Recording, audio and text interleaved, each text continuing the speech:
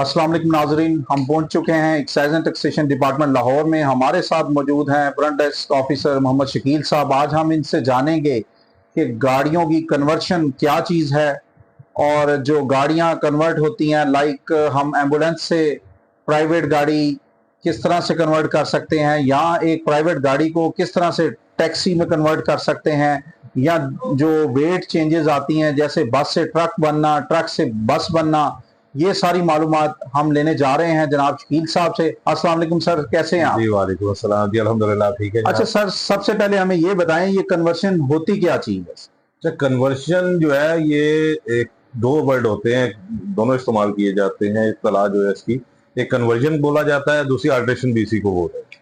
Conversion और alteration जो है वो, इसका मतलब ये होता है कि आपने गाड़ी में कोई तब्दीली कर दी है, गाड़ी के इस्तेमाल में कोई तब्दीली आई है, या गाड़ी की फिजिक में, उसकी बॉडी में कोई चेंज आ गया। जैसे कि अभी आपके पास लेट्स सपोज बस है। अब बस के अंदर आपने लगाई थी 60 सीटें, उसके बाद आपने उसको जनाब जी वो 60 सीटें नॉन एसी आपने रखा हुआ था, बाद में आपने उसको चेंज कर दिया, आपने उसमें एसी लगा दिया, आपने 60 से वो सीटें कर दी 40। अब उसकी एंट्री के लिए आपने एक्साइज में आना है कि ये हमारा पहले नॉन एसी बस थी, आपने एसी बस कर दी है, और इसकी हमने सीटें जो कम करके 60 से 40 पे ले आए, इसको कह सकते हैं। दूसरी होती है कि आपने उसकी बॉडी चेंज कर दी है, आपने बस की बॉडी उतार के ट्रक की रख दी है, या ट्रक की उतार के बस की कर दिया, या ट्रक के ऊपर आपने ऑयल टैंकर रख दिया, वाटर बोजर रख दिया, गैस बोजर रख दिया, मिल्क टैंकर भी, इवन के मिल्क टैंकर भी आता है, वो भी इस कैटेगरी में आ जाता है। फिर दूसरी कंडीशन ये हो सकती है कि आपने उसकी यूजेज में कोई चेंज कर दिया है, कोई उसके इस्तेमाल में कोई तब्दीली कर दी है। जैसे कि आप एक मोटर कार घर में इस्तेमाल करते हो, तो आप उसको टैक्सी के तौर पर इस्तेमाल करना चाह रहे हो, तो आपको कार को टैक्सी में कन्वर्ट कर सकते हैं, टैक्सी को कार में कर सकते हैं, पिकअप को वैन बना सकते हैं, बॉडी चेंज हो सकती है। किसी भी कंडीशन में आके आपने उसका इस्तेमाल चेंज किया है, या बॉडी चेंज की है, या कोई भी किस्म की उसमें अल्ट्रेशन की है, तो उसका ऑफिस में, एक्साइज एंड टैक्सेशन ऑफिस में आपने इंदराज करवाना है, उसकी एंडोर्समेंट करवाना, वो आप उसके पाबंद है। उसकी जो भी तब्दीली की है वो एक्साइज एंड टैक्सेशन रिकॉर्ड में अपने रजिस्ट्रेशन सर्टिफिकेट पे उसकी तब्दीली करवाना, वो आपके ऊपर, वो एक कानून है कि वो आपने उसको पूरा करना है। अच्छा सर, आपने हमें कुछ सिचुएशंस बताई, मतलब कन्वर्शन किन किन सूरतों में हो सकती है, इसमें थोड़ा सा हमें डिटेल में बता दें कि कौन कौन सी सिचुएशंस हैं। लाइक ट्रैक्टर को हम किस सूरत में कन्वर्ट कर सकते हैं, बस को किस सूरत में, इसी तरह प्राइवेट गाड़ी है या एम्बुलेंसेज हैं, या जो गाड़ियां हैं उनके वेट जो है अपना चेंज हो सकता है, छोटे से बड़ा वेट, या उनके व्हील्स वगैरह में कोई चेंज आ सकती है। ये सारी चीजें कन्वर्शन में आती है। थोड़ा सा इस हवाले से हमें गाइड। मैं थोड़ा एलेबोरेट कर देता हूँ। अभी आपने स्टार्ट किया ट्रैक्टर से, तो ट्रैक्टर की में कंडीशन आ सकती है। एक तो एग्रीकल्चर ट्रैक्टर होता है जो ज़राई इस्तेमाल में आपने अपनी ज़राई ज़मीनों में इस्तेमाल करना है। दूसरी इसकी कंडीशन हो सकती है आपकी बतौर ट्रॉली, ट्रैक्टर ट्रॉली लोडिंग के लिए, या एक इसकी कंडीशन होती है कि आपने वो ट्रैलर ट्रैक्टर के आगे या पीछे वो ब्लेड्स टाइप लगा के वो उसको, वो भी बतौर कमर्शियल आता है। यानी कि दो कैटेगरी है, या कमर्शियल है या वो एग्रीकल्चर है। उसके बाद अगर बस की करें तो बस ट्रक वो ऑलमोस्ट सेम कैटेगरी आ सकती है कि आप वो दोनों में कन्वर्ट हो सकता है। अब बस में कैटेगरीज है कि बस एसी है, नॉन एसी है, सीटों का उसमें मैटर है कि वो कितनी सीटें हैं।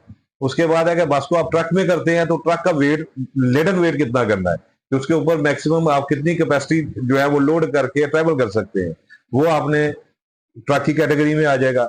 फिर ट्रक से आगे कैटेगरीज है, जैसे मैंने आपको पहले बताया कि वो गैस बोजर हो सकता है, वो मिल्क टैंकर हो सकता है, वो ऑयल टैंकर हो सकता है, वो वाटर बोजर हो सकता है। अब उसमें वो डंपर ट्रक भी होते हैं। ये कैटेगरीज ज्यादा है इसके अंदर। अब उसके फिर बस में आपको बताया कि एसी नॉन एसी है। फिर टोयोटा हाइएस है। अब ये ऐसी गाड़ी है कि आप उसको डोमेस्टिक भी रख सकते हैं।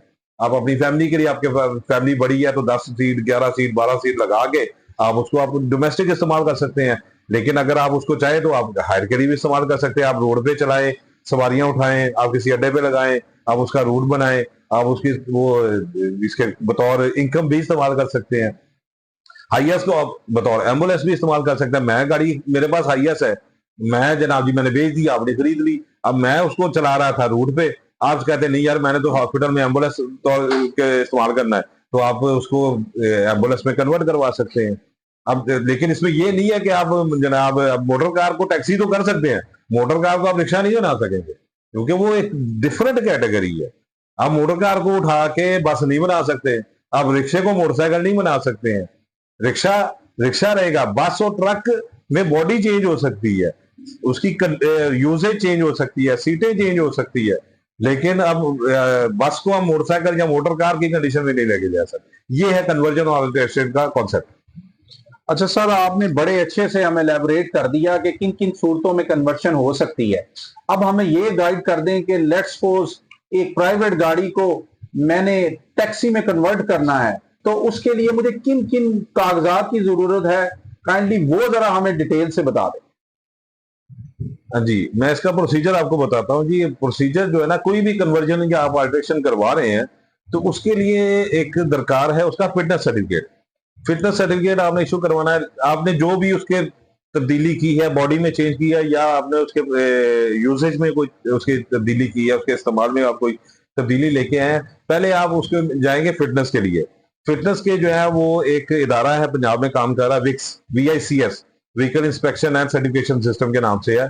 अब पूरे पंजाब में उसके ऑफिस है, लाहौर में उसके 3 ऑफिस है, एक कालाशाह काकू है GT रोड पे, एक मेन मुल्तान रोड चूक पे है, और एक मेन बुलीवार्ड ग्रीन टाउन में है।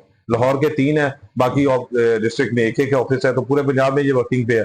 पहले ये गाड़ी आप लेके वहां पे जाएंगे, जो आपकी रिक्वायरमेंट है, जो आप उसमें चेंज कर रहे हैं, जितना आपने उसमें आल्टर किया है, वो पहले आप फिजिकली वो प्रेजेंट करेंगे विक्स के सामने। वो उस कंडीशंस को, उसके क्राइटेरिया को अप्रूव करेगा।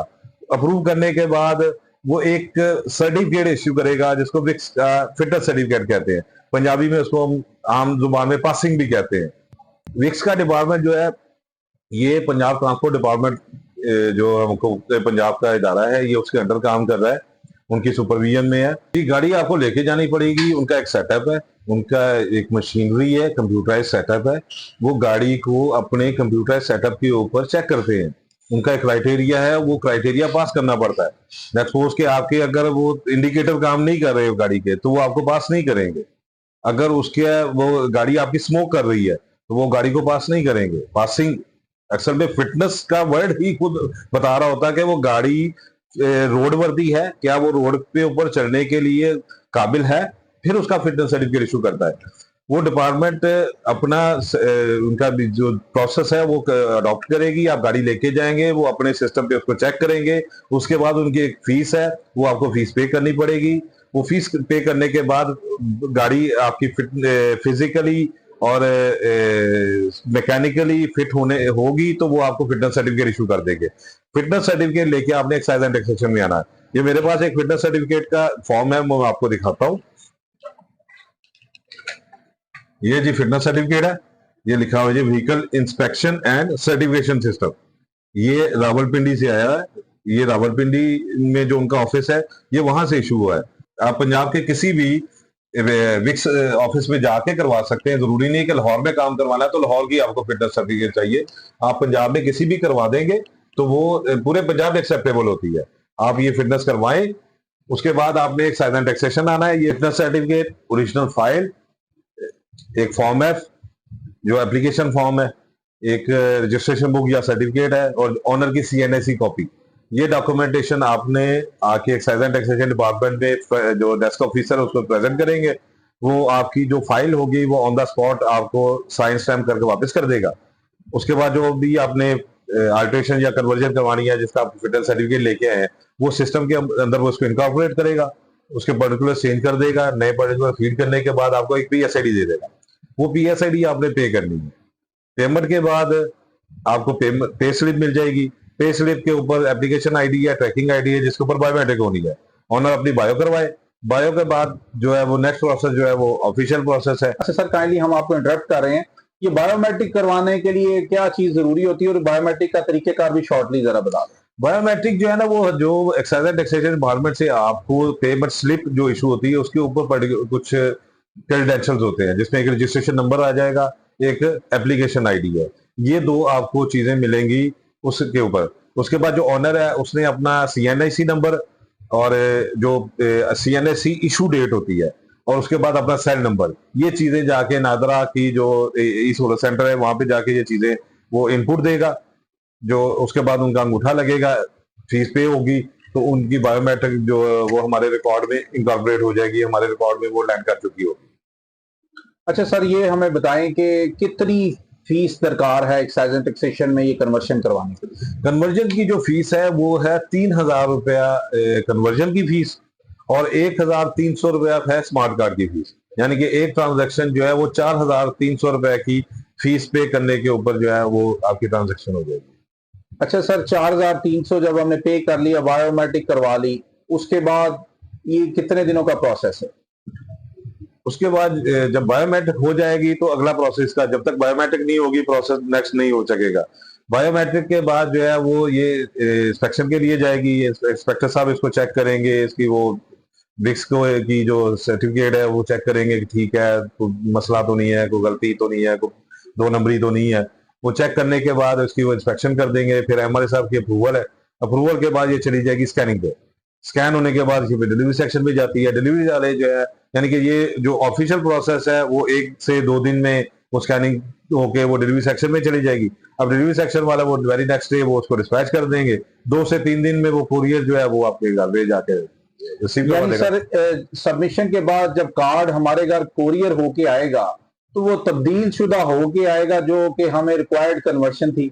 जी हाँ, जैसे हम इसको सिस्टम में इसकी एंट्री कर देंगे तो उसकी बायोमेट्रिक के बाद इंस्पेक्शन अप्रूवल के बाद वो जो अप्रूव्ड हो गया है, जो पर्टिकुलर्स अप्रूव्ड हो गया है, वो सिस्टम में वो इनकॉर्पोरेट हो चुके हैं। उसके बाद वो कार्ड प्रिंटिंग के लिए डाटा चला जाएगा, कार्ड प्रिंट हो जाएगा नए पर्टिकुलर्स के हिसाब से। वो प्रिंट होने के बाद थ्रू कोरियर ऑनर के एड्रेस पे पहुंच जाएगा।